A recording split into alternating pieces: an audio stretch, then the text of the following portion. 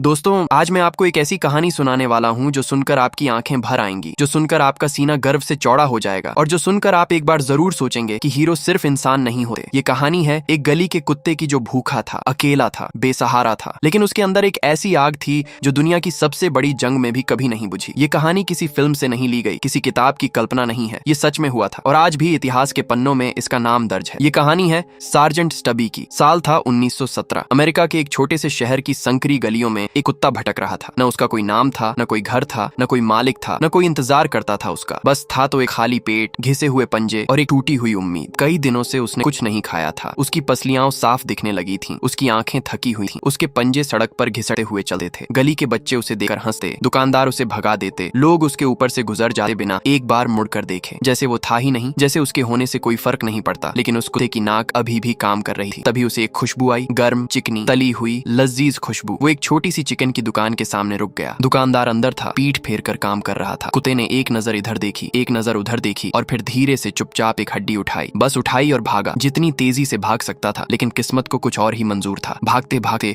वो सीधे एक इंसान से टकरा गया। धड़ाम! हड्डी उसके मुंह से छिटक कर भीड़ में कहीं खो गई। कुत्ता वहीं रह गया, थका हुआ, हैरान और पहले से भी ज्यादा भूखा। उसने अपना सिर धीरे से नीचे कर लिया। उसकी बड़ी बड़ी काली आंखों में एक गहरी उदासी थी, ऐसी उदासी जो बिना बोले बहुत कुछ कह देती है, ऐसा दर्द जो देखने वाले का दिल भी भारी कर दे। तभी दूर से ढोल की आवाज आई, जमीन पर कदमों की थाप महसूस हुई और फिर एक पूरा का पूरा सैनिकों का दल उस तंग गली से मार्च करने लगा, एक के बाद एक, सीना तान कर, कदम मिलाकर। उन सैनिकों में एक था रॉबर्ट, जवान, मुस्कुराता हुआ, साफ दिल। वो पहले विश्व युद्ध के लिए ट्रेनिंग ले रहा था। एक आम अमेरिकी लड़का जिसे देश की सेवा करनी थी, जिसके कंधों पर जिम्मेदारी थी, जिसके दिल में जज्बा था। जब उसकी नजर उस छोटे से कुत्ते पर पड़ी जो वहां सिर झुकाए खड़ा था, तो उसके दिल ने एक हिचकी ली। कोई और होता तो शायद आगे बढ़ जाता, लेकिन रॉबर्ट ने रुककर उसे देखा, बिना किसी से पूछे, बिना रुके सोचे। उसने अपनी जेब में हाथ डाला, एक बिस्कुट निकाला और धीरे से कुत्ते की तरफ बढ़ा दिया। कुत्ते ने पहले रुकर सूंघा, जैसे यकीन नहीं हो रहा था, जैसे कोई उससे अच्छाई करेगा, ये सोचा ही नहीं था उसने। फिर धीरे से लिया और खाया। उस एक बिस्कुट ने जो काम किया वो शायद कोई बड़ी से बड़ी दवाई भी नहीं कर सकती थी। कुत्ते की आंखें चमक उठी, उसकी पूंछ हिलने लगी। बहुत दिनों बाद पहली बार किसी ने उसकी परवाह की थी और उसी पल उस कुत्ते ने एक फैसला कर लिया कि यह इंसान मेरा है और मैं इसका हूँ। वो रॉबर्ट के पीछे पीछे चल पड़ा, चाहे जहां भी जाए, चाहे जो भी हो। उन दिनों पहला विश्व युद्ध अपने पूरे शबाब पर था। यूरोप जल रहा था, फ्रांस और ब्रिटेन एक तरफ, जर्मनी दूसरी तरफ और लाखों जानें दांव पर लगी थी। अब अमेरिका भी इस जंग में कूद पड़ा था, अपने सैनिकों को तैयार कर रहा था। हर रोज ट्रेनिंग होती, हर रोज पसीना बहता, हर रोज जंग के लिए तैयारी होती। रॉबर्ट भी उन्हीं सैनिकों में से एक था और उसका यह नया दोस्त उसका पीछा करता हुआ ट्रेनिंग कैंप तक पहुंच गया, चुपके से, टूटी हुई एक दीवार में से निकलकर। जैसे ही वो अंदर आया,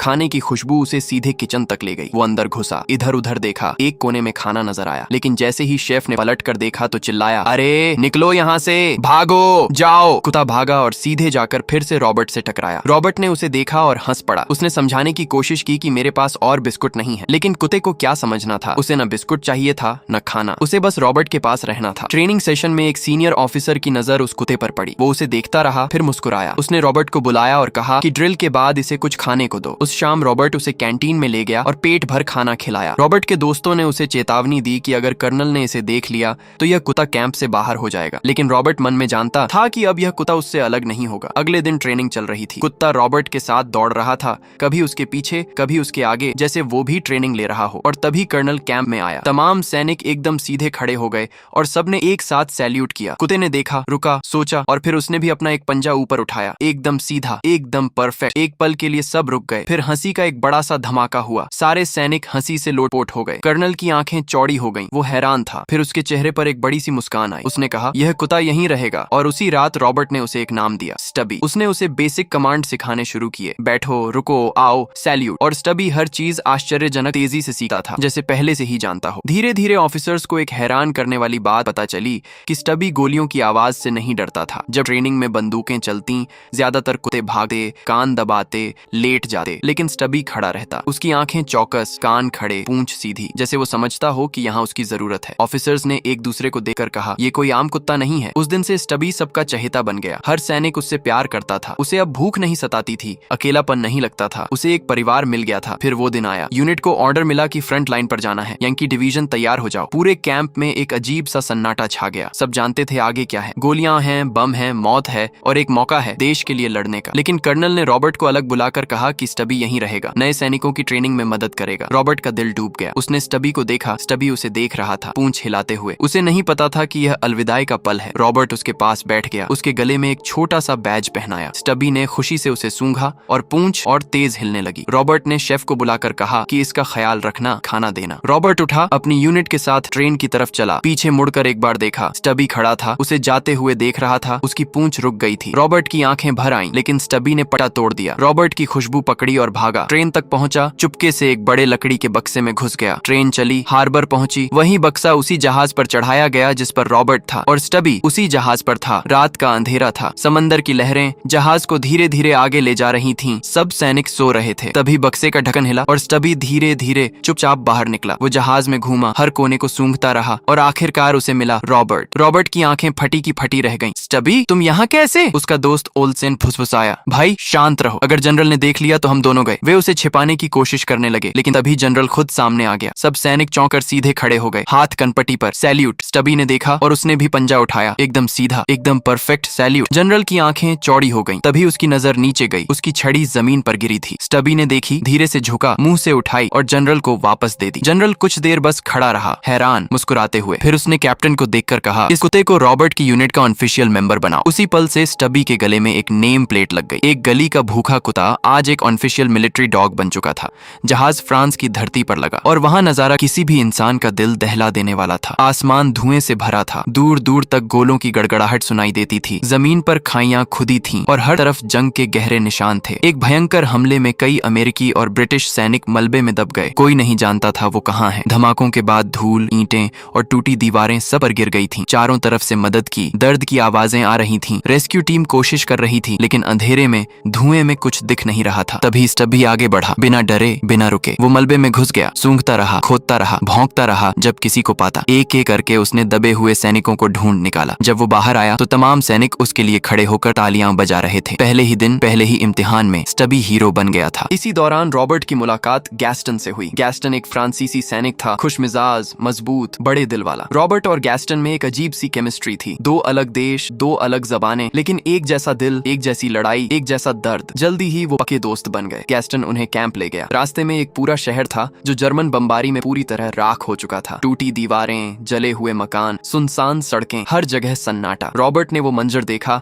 और उसके मन में एक ही सवाल था कि यह क्यों? इन बेगुनाह लोगों ने क्या किया था? अगली सुबह रॉबर्ट, गैस्टन और स्टबी पेट्रोलिंग पर निकले। एक ऊंची चट्टान के पीछे छिपकर उन्होंने दूरबीन से जर्मन पोजीशन देखी और जो दिखा उसने उनकी सांसें रोक दी। जर्मन सैनिक एक पास के शहर पर जहरीली गैस से हमला करने की तैयारी कर रहे थे। बड़े बड़े कनस्तर, रॉकेट लॉन्चर, सब तैयार था। तीनों ने एक दूसरे को देखा और भागे वापस कैंप की तरफ। हर पल कीमती था। तभी एक झाड़ी के पीछे से एक जर्मन सैनिक निकला और उसने रॉबर्ट पर राइफल तान दी। स्टबी ने एक पल में देख लिया। वो बिजली की तरह कूदा रॉबर्ट के सामने। गोली हवा में निकल गई। रॉबर्ट जमीन पर गिरा लेकिन जिंदा था। स्टबी ने अपने दोस्त की जान बचाई थी। रॉबर्ट और गैस्टन एक गिरे हुए पेड़ के पीछे छिप गए। रॉबर्ट ने स्टबी को गैस मास्क दिखाया। उसकी आंखों में एक इशारा था। स्टबी समझ गया। वो मुड़ा और भागा, खेतों से, टूटे पुलों से, मलबे से, पूरी ताकत से। कैंप पहुंचकर उसने गैस मास्क मुंह में पकड़ा और जोर जोर से भौंकने लगा। सैनिकों ने देखा, तुरंत समझ गए। सबने मास्क पहन ली ठीक वक्त पर और कुछ ही मिनटों बाद आसमान हरा हो गया। जहरीली गैस हर तरफ फैल गई, लेकिन स्टबी अभी भी नहीं रुका। वो पास के गांव की तरफ दौड़ा जहां लोग घरों में बैठे थे। उन्हें कुछ नहीं पता था। स्टबी ने दरवाजे खटखटाए, भौंकता रहा, गलियों में दौड़ता रहा। गांव वालों ने ऊपर देखा, हरे बादल उनकी तरफ आ रहे थे। वो समझ गए। फौरन दरवाजे बंद किए, खिड़कियां बंद की, चेहरे ढके और बच गए। जब रॉबर्ट और गैस्टन घोड़े पर आए तो उन्होंने स्टबी को बाहर खड़े देखा। वो अभी भी भौंक रहा था। ये सुनिश्चित करने के लिए कि सब सुरक्षित हों, उन्होंने उसे गोद में उठाया, एक घर के अंदर ले गए, उसका मुंह कपड़े से ढका। जब गैस साफ हुई और गांव वाले बाहर निकले, उन्होंने स्टबी को देखा, उस छोटे से कुत्ते को जिसने बिना कुछ मांगे, बिना कोई इनाम चाहे उनकी जानें बचाई थी। उस दिन से स्टबी पूरे गांव का हीरो बन गया। कैंप में खबर आई कि एक सैनिक लापता है। बमबारी के बाद से उसका कोई अता पता नहीं। टीम ने घंटों खोजा, हर जगह देखा, लेकिन कोई सुराग नहीं। हर गुजरते मिनट के साथ उम्मीद कम होती जा रही थी। स्टबी उठा और युद्ध के मैदान की तरफ चल पड़ा। गोलियां चल रही थीं, धमाके हो रहे थे, धूल और धुआं हर तरफ था, लेकिन स्टबी की नाक उसे रास्ता दिखा रही थी। वो रुका, जमीन सूंघी, खोदा और भौंका। टीम दौड़ती हुई आई। मलबे में एक सैनिक दबा था, घायल था लेकिन जिंदा था। उसे निकाला गया, बचाया गया। एक और जान बची, एक और परिवार टूटने से बच गया। जाने से पहले एक बुजुर्ग गांव वाली औरत स्टबी के पास आई। उसकी आंखों में कृतज्ञता थी। वो नमी थी जो तब आती है जब दिल बहुत भरा हो। उसने अपने हाथों से बनाई एक छोटी सी प्यारी जैकेट और उसे स्टबी को पहनाई। स्टबी बैठा रहा, पूंछ हिलाते हुए, जैसे समझता हो कि यह प्यार का इजहार है। गैस्टन ने भी एक खास गैस गैस मास्क बनवाया स्टबी के नाप का, ताकि अगली बार वो खुद भी सुरक्षित रहे। अलविदा कहा और यूनिट आगे बढ़ी फ्रंट लाइन की तरफ। अब जर्मन सीधे सामने थे। कर्नल ने खड़े होकर कहा, अब हम सीधे दुश्मन का सामना करेंगे, पीछे नहीं हटेंगे। और जंग शुरू हुई। धमाके, गोलियां, चीखें, धुआं, खून। इस तूफान में स्टबी हर जगह था। घायल सैनिकों के पास पहुंचता, दुश्मन की पोजीशन की खबर देता, साथियों को सही रास्ता दिखाता। एक बार उसने कमाल कर दिया। जर्मन सैनिकों के एक पूरे ग्रुप को